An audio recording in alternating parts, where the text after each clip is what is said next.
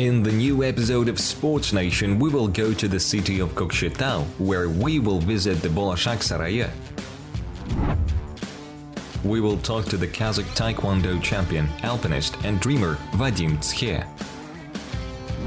At the end of the episode, we will tell you how kitesurfing differs from wakeboarding. Friends, welcome to the wonderful city of Kokshetau. We are near Kopa Lake, where the Bolashak Saraiy multifunctional complex was built in late 2020. Already by the name, it is clear that it was built for children so that they could develop both physically and intellectually. Right now, we are going to talk about how mass sports are developed in Kokshetau, using Bolashak Saraiy as an example.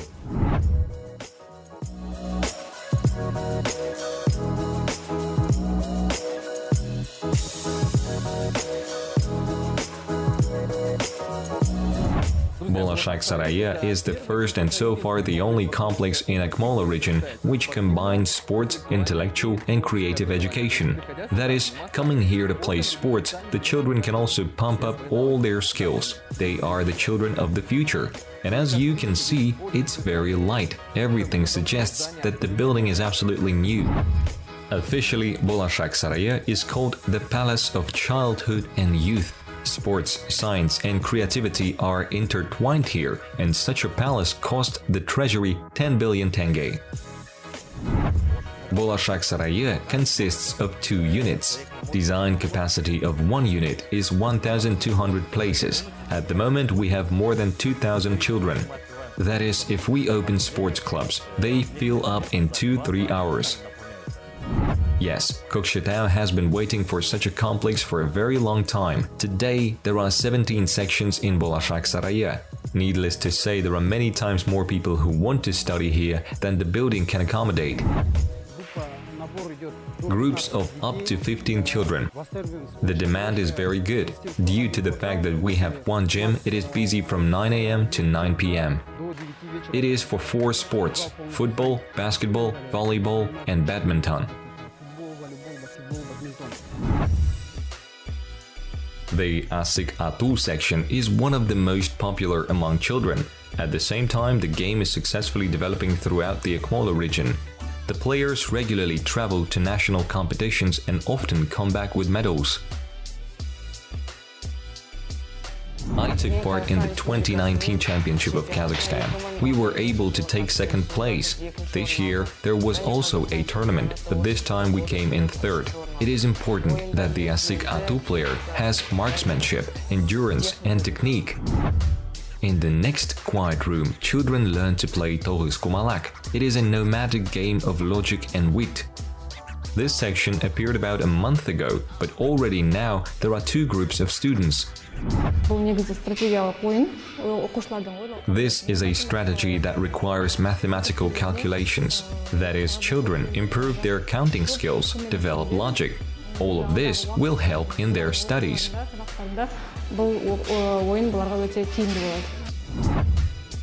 Along with classical sports, children in Kokshetau master new areas. Friends, it may seem like I'm holding a regular bicycle, but it's a balance bike. And we want to tell you about the peculiarities of this sport, which is loved and developed here. Tell me, how is it different from a regular bicycle? I see that it has no pedals. You're right, it has no pedals. The point is that a child from the age of 2 can practice here, if he or she can stand on his or her feet. The point is that a child from the age of 2 can practice here, if he or she can stand on his or her feet. Before the competition, they are taught how to walk properly, keep their coordination, and overcome barriers.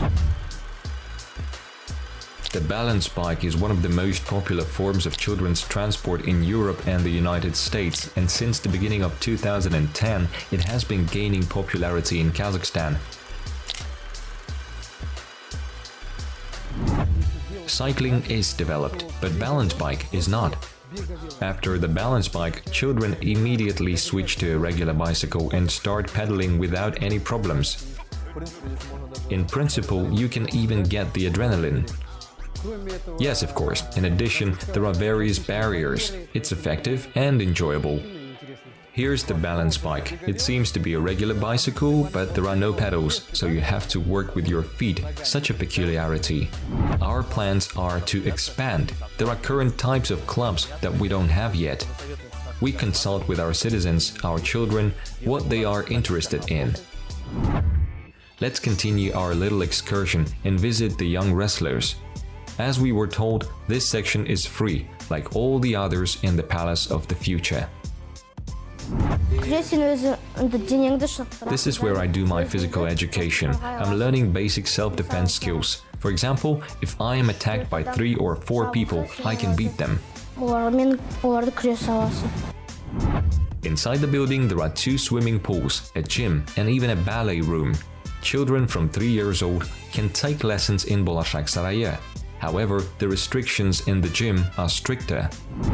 We accept children of 14 to 21 years old. There are 5 groups at the moment.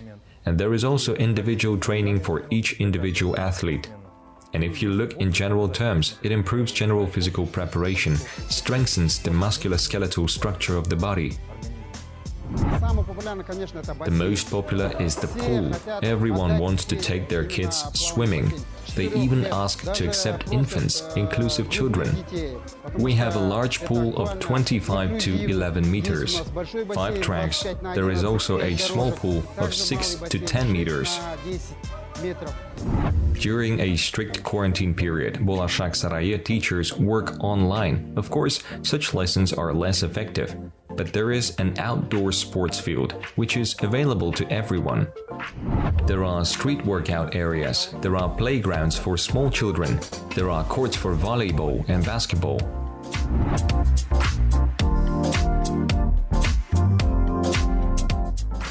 Kokshetau has long needed such a center, and the high demand for the sections proves it.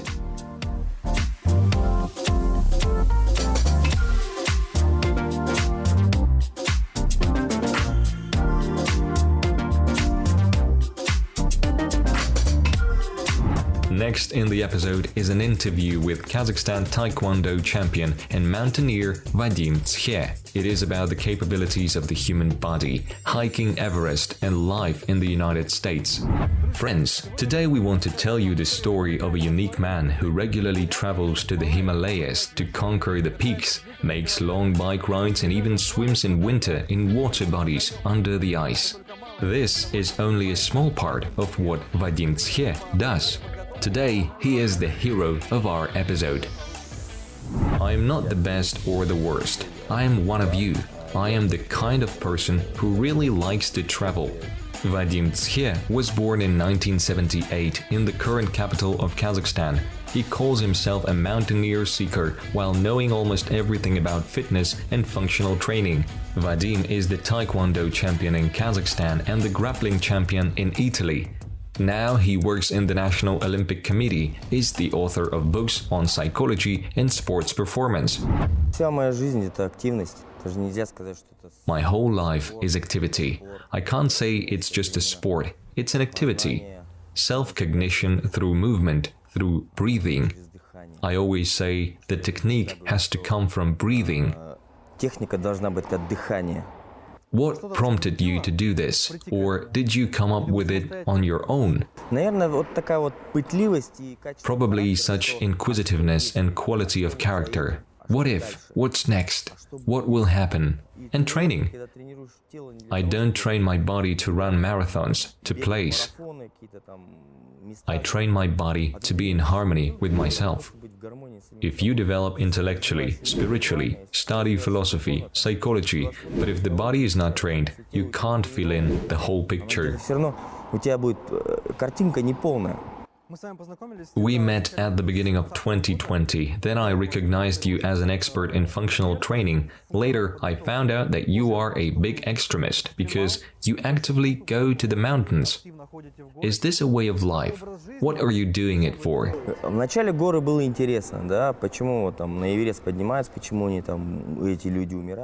In the beginning, the mountains were just interesting to me. Why people climb Everest? I was interested in playing with death. And then you realize that it's the journey itself is interesting. I've been to Everest Base Camp 15 times. I rode my bikes there. We went there with Maria. There's a mountain called Kalapatar nearby. I've been there about 10 times. On the other side of Everest is Mountain Island Peak, 6,200 meters. I've been there twice. People have different goals. Some go to take a cool shot, some go to celebrate a birthday, and some have internal imbalance, confusion, depression. When I gather a group, I want people to have the same interests. An athlete will immediately run away. Someone who is depressed will take a picture of a pebble or a leaf for an hour. After an altitude of 4,500 to 5,000 meters, you are no longer interested in this beauty if you are a first-time visitor.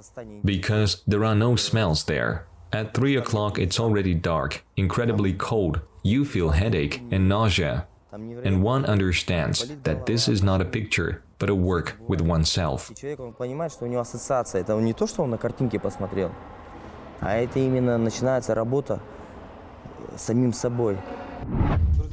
Friends, we are in Vadim Tskhe's office. This is what it looks like. Everything indicates that the man is from the world of sports. And one important point. I see a scoreboard there that shows that conventionally we are at an altitude of 2,000 meters. Yes, that's right. So there's oxygen deprivation here. If you'd like to say so, the effect of high-altitude training. All athletes use the high altitude of 1,800, 2,000 meters during the preparation for the competition. It's to make more mitochondria, alveoli, to make a person more resilient. Here, the lowest intensity burns kilocalories like an intense workout. That's why that's the atmosphere here. At first, it's hard to breathe, but then you adapt. The pulse rate in normal life is less. And what made it possible? Oxygen is being pumped out. Is there a special system here? Yes, it is outside. The pumps are very large and are controlled by remote control. Everything is programmable. We can set 2,400 and 5,000 meters. Optimally, we set 2,000 so that the trained feel good and so that it's not difficult for those who are not trained. When they come to a height of 4,500 meters, they make a couple of movements and sit down on a bench. I think people who come in for the first time feel that, because I'm feeling a little dizzy right now. Lack of oxygen makes itself felt. These are the kinds of new technologies that have begun to be implemented. Even regular gyms make hypoxic conditions. In the Arab Emirates, the sheikhs have pools where there is a simulation of the highlands. It's for metabolism, improving the quality of ligaments, tendons. Isn't it harmful to be in this state for a long time? Everything is controlled through the pulse and the oxygen content in the blood. I'm already used to it here, and the adaptation when you come to the mountains goes faster. You can feel the height there.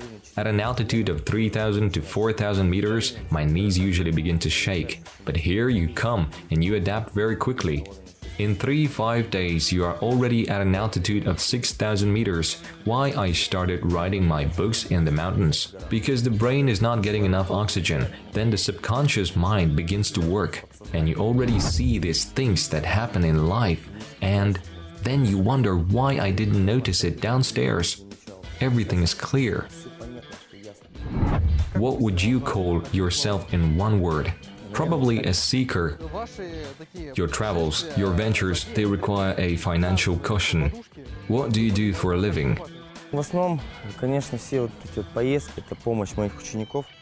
Basically, all of these trips are financial assistance from my students. The skill of walking around like a circus performer with an outstretched hand. Because it is very difficult to explain, show, and sponsors stopped being interested in supporting climbers. Basically, you either have to be a blogger to have 1 million subscribers, or you're no longer interesting. Everything could be done on a large scale. There are a lot of ideas. Все, конечно, можно было сделать масштабно, и идей-то очень много. Were there times when your life was at risk? Ну, это, наверное, когда я делал велопробег. It must have been when I was doing a bike ride and the thunderstorm, lightning started. I drove out in the heat of plus 35. That was 2 years ago. I drove 35 kilometers and a storm began. Lightning struck near me. I thought where to hide in the steppe. There was also hail the size of a feast. Then you realize either you relax now and accept everything as it is, or such a condition. Просто так вот интересно, да, состояние было, да, когда вот вокруг тебя эта молния бьет. Did you do this bike ride for yourself? Yeah, just for a ride. Where were you going? To the lake in Koyandı. Take a swim. Earlier this year, I learned that you were swimming under the ice. Under ice swimming. One of the extreme sports. Honestly, I was a little shocked. Diving under the ice is still risky.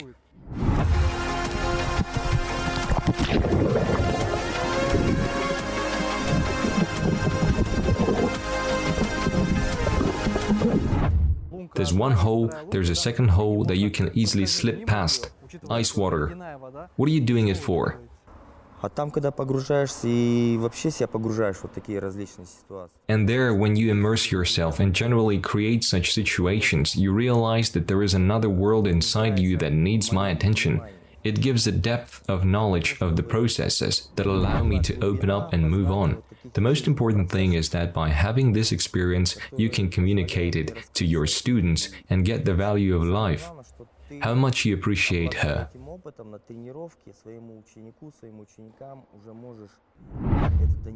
I discovered a lot of things, like swimming under the ice with no previous experience.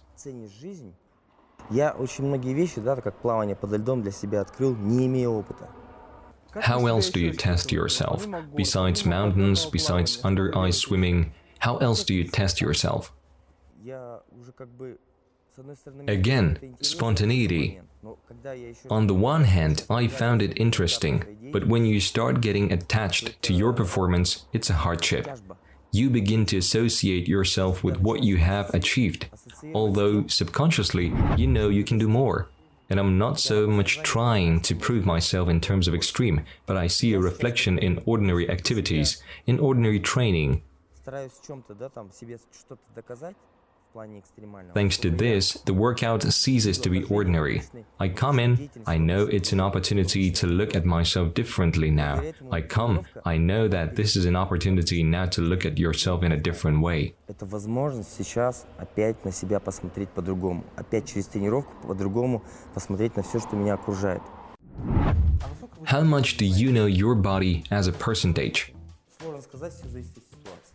It all depends on the situation. For example, when I swim across a cold lake, I don't use a jumpsuit. I feel at what point my moral strength comes into play. At this point, the biochemistry changes. In case a leg cramps or a storm comes up, so you get to know your body in these situations. Going to the altitude is the same. Maybe your body hasn't recovered completely. The night before I go to the mountain, for example, Kantengri, I can lose 8 to 10 kilograms of weight. If moral and volitional qualities are turned on at the beginning of the journey, it is a signal that it is worth the wait. Because moral and volitional qualities give me only 2% of 100. Стоит подождать, переждать, восстановиться. Потому что на моральных, волевых я иду где-то 2% от 100. Vadim, I wonder how many countries you have visited in your life.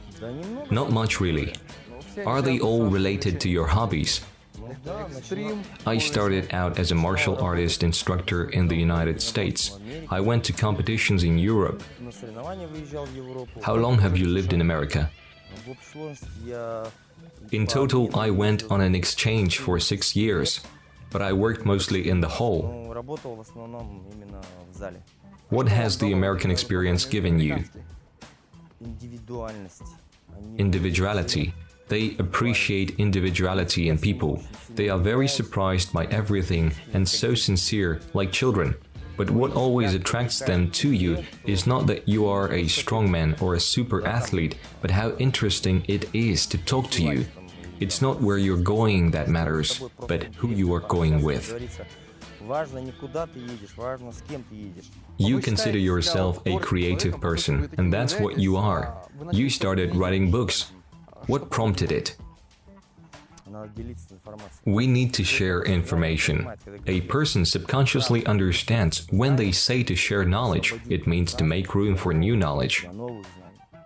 That's our philosophical message. This concludes the interview. Vadim, thank you very much. It was very interesting. Thank you. Further in the episode, we will tell you about the differences between wakeboarding and kitesurfing and how these sports have made hundreds of Kazakhstanis fall in love with them.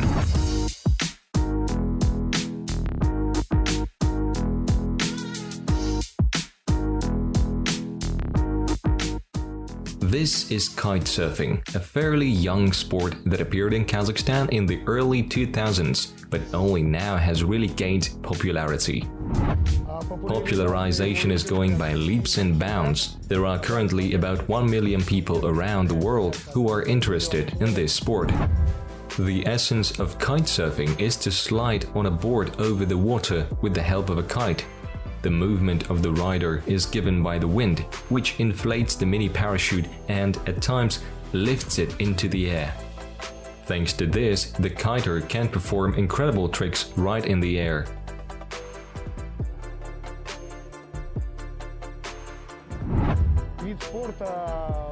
This sport is available from 10 years old with no upper limit.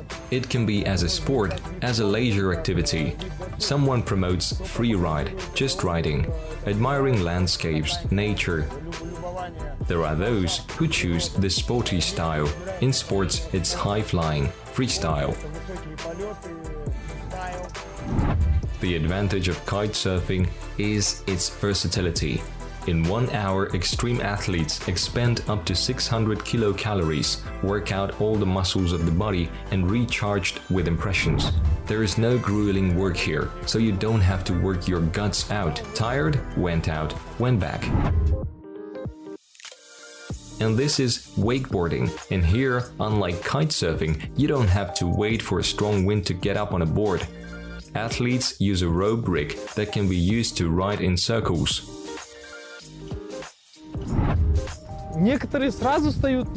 Some get on the board right away, some the second time. You don't need any special training. You don't have to be physically strong as an athlete either. Wakeboarding appeared in the world only 30 years ago, and its history began with a simple hobby of a few enthusiasts who were catching waves from a boat. Many people compare this sport with water skiing, but still, the specifics are different. On skis, 2 legs are free. Both are independent of each other and they can apart. The boards don't come apart. There are 2 legs in one board and it's easier to ride. 20 minutes of wakeboarding can be compared to an hour at the gym.